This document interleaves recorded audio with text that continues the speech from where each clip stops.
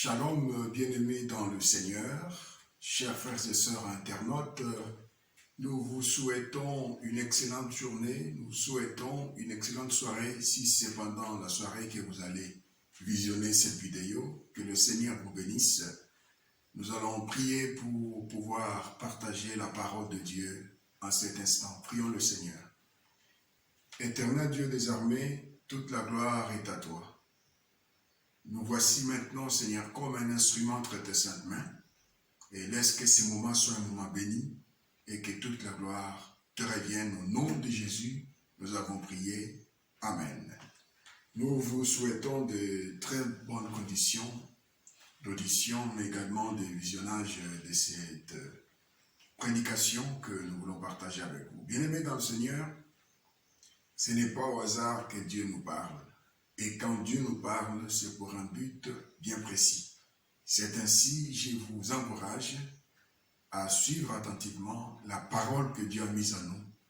Cela vous concerne, ça me concerne, et ça concerne aussi celui à qui et avec qui vous allez partager cette parole.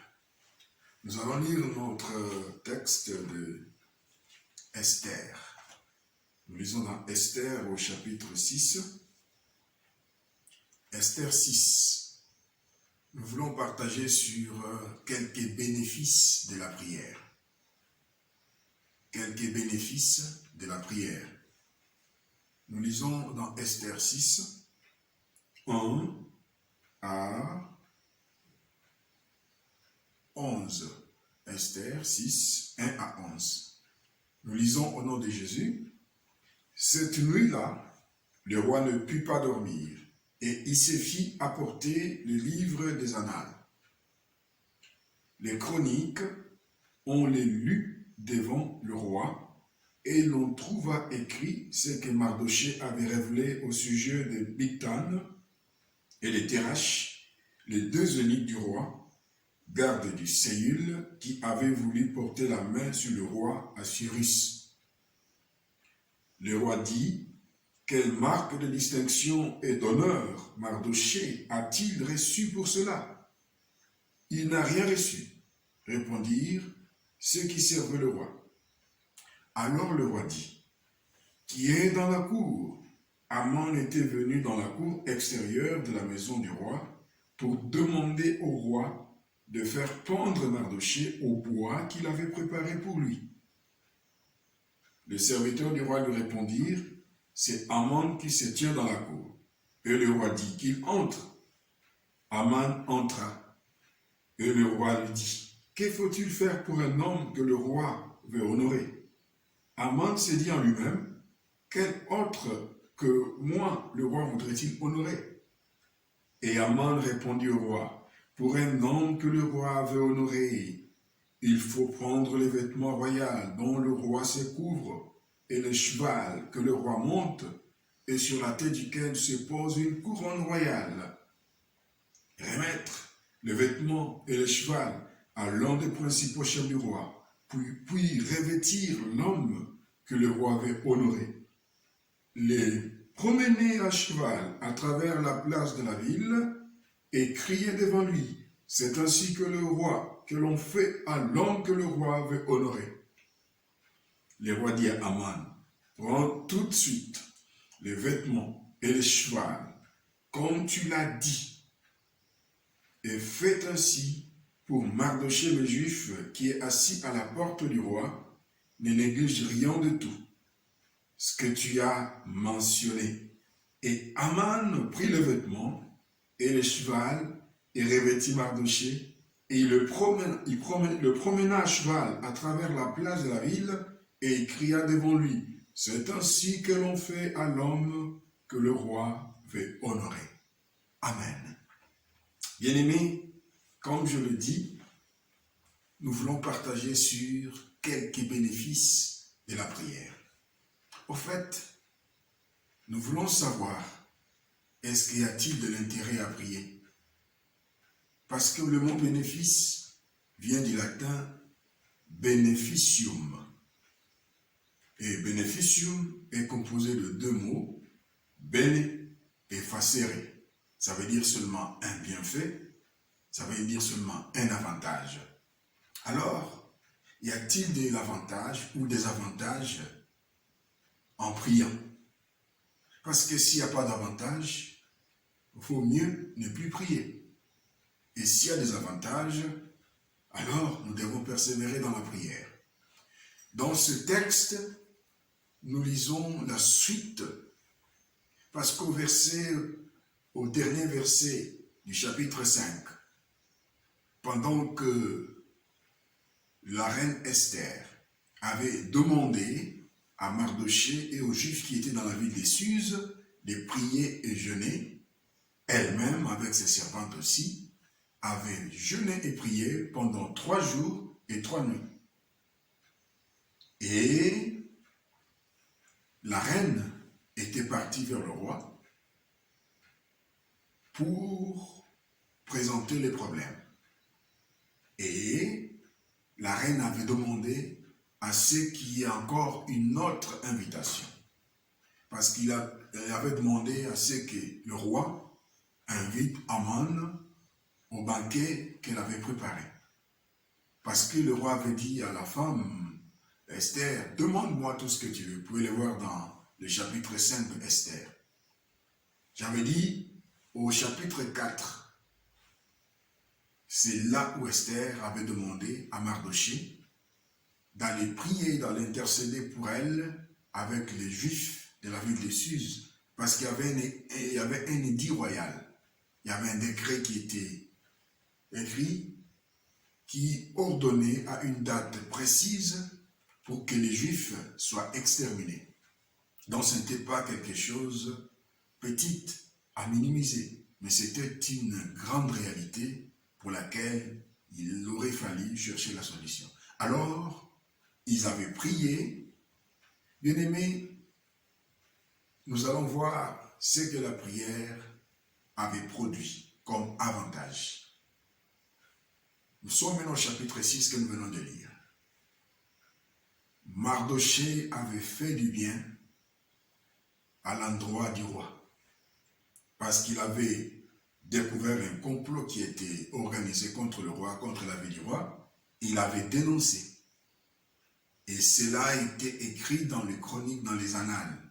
C'est-à-dire, c'était mentionné dans les annales, là où on écrit l'histoire du pays, là où on écrit les nouvelles du pays. Malheureusement, Mardochée n'était pas récompensé. Ça veut dire son dossier était jeté dans les oubliettes. Bien-aimés en Christ, à cause de leurs prières qu'ils avaient faites, c'est vrai qu'ils avaient prié contre l'édit royal qui les condamnait à mort à une date qui était bien fixée. Mais Dieu va faire des grandes choses. Dieu va susciter des grandes choses en faveur de Mardochée. Donc là, nous voyons le roi qui ne sait plus dormir cette nuit-là. Et il va demander en ce qu'on lui fasse la lecture des chroniques, des annales. Et on va découvrir ce que Mardochée avait fait. Nous voyons le premier bénéfice. La prière, nous allons dire que la prière permet à ce que les dossiers enterrés soient des dossiers qui vont être à table. C'est-à-dire, il y a des dossiers enterrés. Par dossier enterré, nous voyons des droits légitimes, des droits qu'on devrait reconnaître à telle personne ou telle autre, mais qui sont oubliés, et cela, c'est souvent avec la force du mal. Quelqu'un qui a bien fait, et on a oublié ses bienfaits, et on n'a rien donné à cette personne. Je sais qu'il y a des personnes qui ont des numéros matricules, médecins ou quelqu'un d'autre, mais qui ne reçoivent pas des avantages liés à ces numéros matricules. Normalement, quelqu'un qui a un numéro matricule de l'État, par exemple, il doit bénéficier de la prime et du salaire de l'État. Mais il y en a qui n'en bénéficient pas. Or, c'est un droit légitime. Donc là, nous voyons, ce sont des dossiers enterrés, c'est-à-dire des droits, mais qui sont oubliés des droits qui sont enterrés, des droits pour lesquels on n'a pas de bénéfice. Il y a également des personnes qui ont élevé des gens chez eux. Vous avez élevé beaucoup de personnes chez vous et Dieu a béni ces personnes-là. Et vous apprenez au travers d'autres que ce sont des personnes que Dieu a élevées, que Dieu a bénies, mais ces personnes-là ne pensent pas à vous. Ne pensent pas à vous malgré ce que vous avez fait. Ça, c'est aussi des dossiers enterrés. Vous avez fait du bien, mais on vous a oublié. Bien-aimés, la prière a fait que le roi puisse découvrir ce qui devrait être fait. Alors, les rois avaient demandé, qu'est-ce qu'on a fait à cet homme Mardochée? À sa forte surprise, on va lui dire, rien n'a été fait à son égard. Et le roi va demander qui est dans le palais.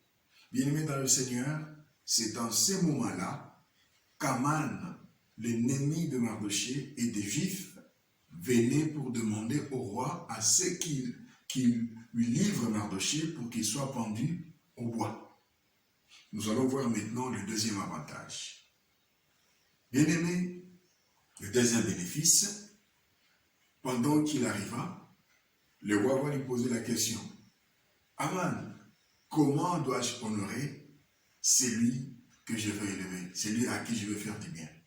Aman va dire des choses parce qu'il se disait en lui-même, cette personne-là, ce n'est pas quelqu'un d'autre, c'est seulement moi. Or, il ne savait pas que c'était Mardochée.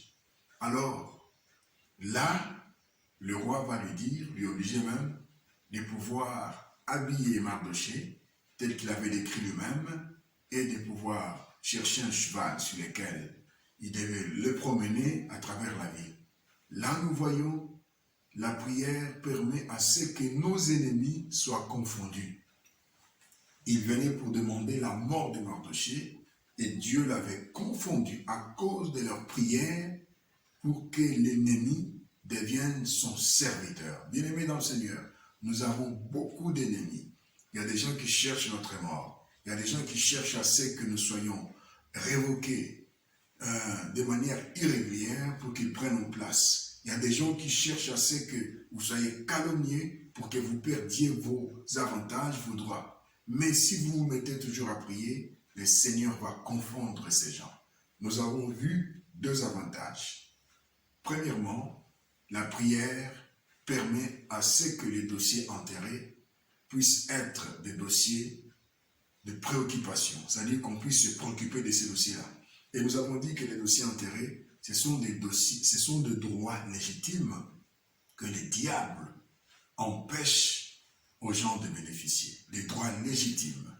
Mardochée a bien fait, mais on a oublié ça, on a enterré ces dossiers-là.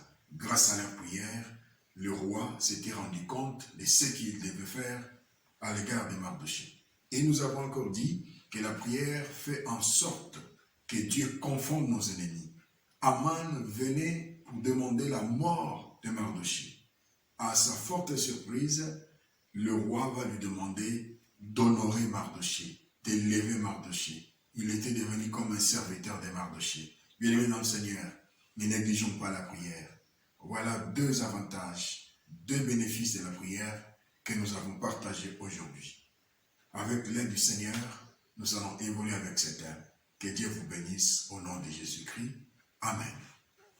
Prions le Seigneur. Seigneur, fais de nous des hommes et des femmes de prière pour que, Seigneur, nous puissions vivre les bénéfices, des avantages qui sont liés à la prière. Fais de ma soeur, fais de mon frère, des personnes amoureuses de la prière. Au nom de Jésus, nous t'avons ainsi prié, Seigneur. Amen. Que l'Éternel vous bénisse.